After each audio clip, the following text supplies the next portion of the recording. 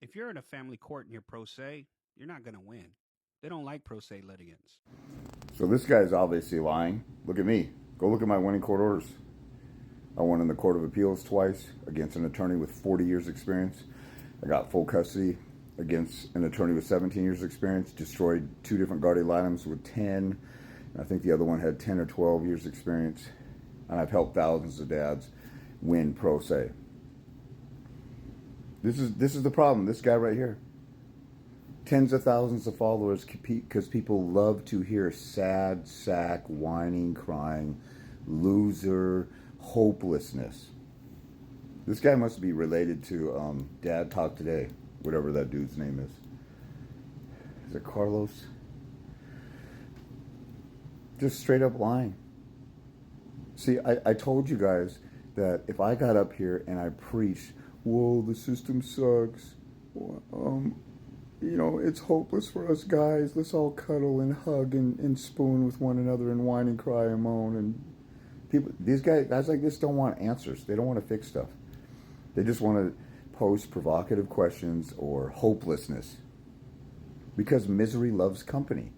And 95 to 99% of dads will never actually grow a pair and do what it takes to fight for their kids.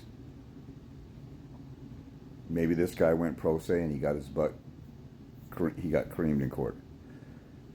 Almost every dad who goes pro se does it wrong, doesn't look for help, doesn't listen to the right people, doesn't care, thinks they're going to walk into court. Oh, I figured out how to fill out paperwork. Let me walk in there and justice will prevail. This was a theme of a video that I had a little bit ago. You can't walk into court with your ethical standard and your expectations that everybody's going to cater to you because it feels like you're in a courtroom because you're going to court. You feel like justice should happen. You've never heard of the fact that there's innocent people in prison? Why do you think you can waltz into court and you're such a, once in a generation diva who everybody's going to cater to just because you feel like it? Guys like this who are hopeless went to court not using any freaking common sense. Just waltz into court, go in and tell the truth, have a couple of exhibits, think they make a good argument. Don't even think about the war of attrition, which I just had a guy I talked to tonight. He said he talked to an insurance attorney, and the insurance attorney says that, family court is just about the war of attrition, beating somebody down and wearing them down until they surrender. And guys don't get that. Guys don't use any common sense. Guys actually see a guy who's a real man. Like, let's say you're taking your family somewhere or you go on a vacation. You scope out the place, you check it out, make sure that it's safe, you plan stuff out, you check it out. Or if you're in a dangerous situation or, you run out of gas or you get in an accident on the side of the road, like you're looking out and making sure that things are safe. You're looking for proper help. You have your guard up. When we go into family court, we just waltz in court. We don't go and scope stuff out and take a look at it. Almost none of these guys that go pro se go and show up at a court hearing to watch a court hearing to see how it goes ahead of time. None of them do any legal research that deep. None of them go, like, a dad will usually talk to an attorney or talk to a facilitator, or talk to one person once and then give up on looking for any more information. They're totally satisfied with the first snake oil salesman that sounds good.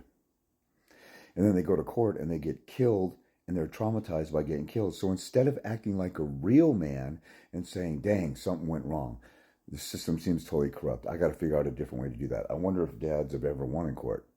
This guy obviously never even looked like he got his butt kicked and it's hopeless. I'll never have a chance to win. His own little pathetic experience caused him to tell everybody else that it's hopeless.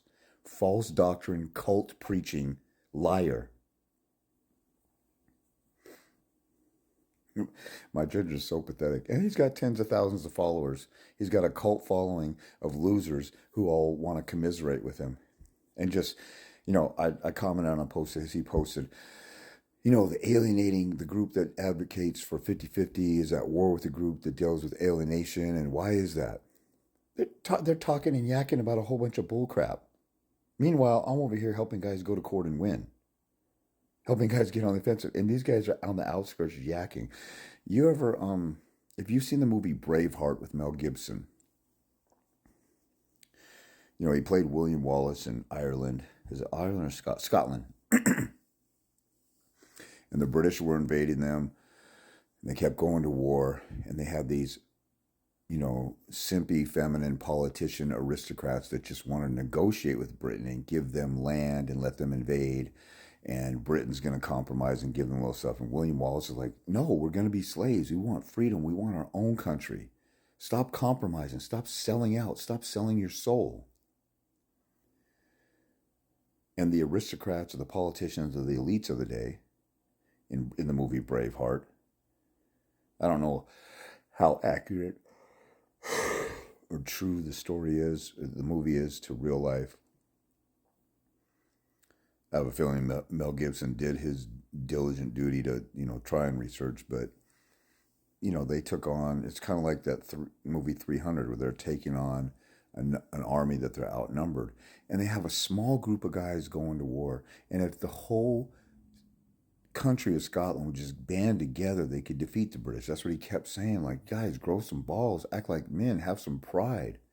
Yeah, some of us are going to die, but would you rather, the whole thing, I'd rather die standing than, grovel and be a slave, take a knee to be a slave or whatever. I forget what the hell that saying goes.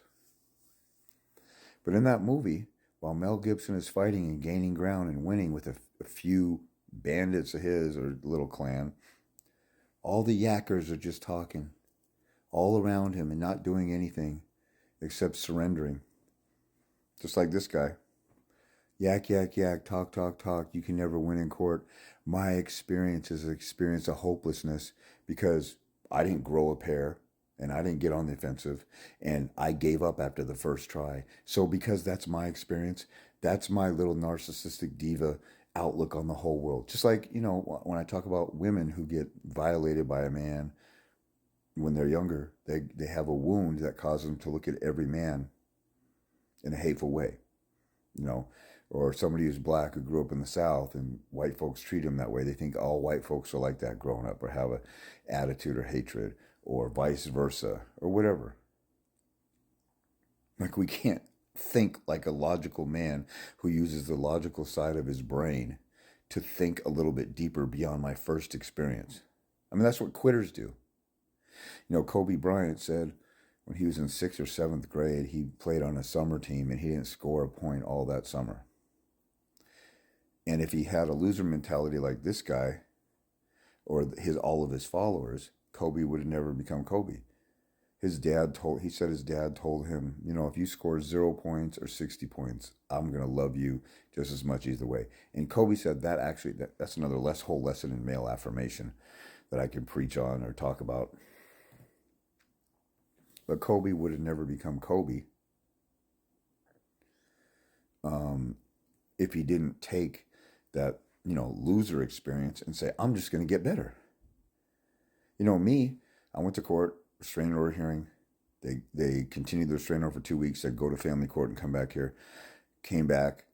The judge said, did you get a parenting plan?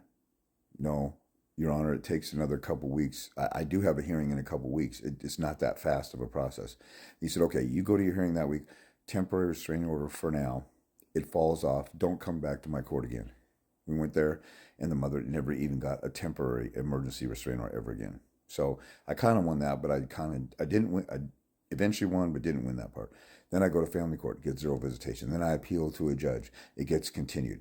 It's dragged out for 2.5 months. I haven't had any court order visitation with my daughter. The mother withheld her for 40 days.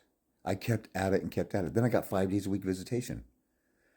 Then I did a contempt. I got the mother found in contempt. The vast majority of fathers out there are scared to even do a contempt motion. How would that look if I hold her accountable for violating the court order?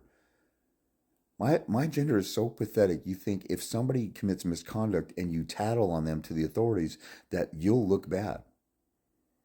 Anyway, this guy's a loser, and losers are popular in the father's rights movement.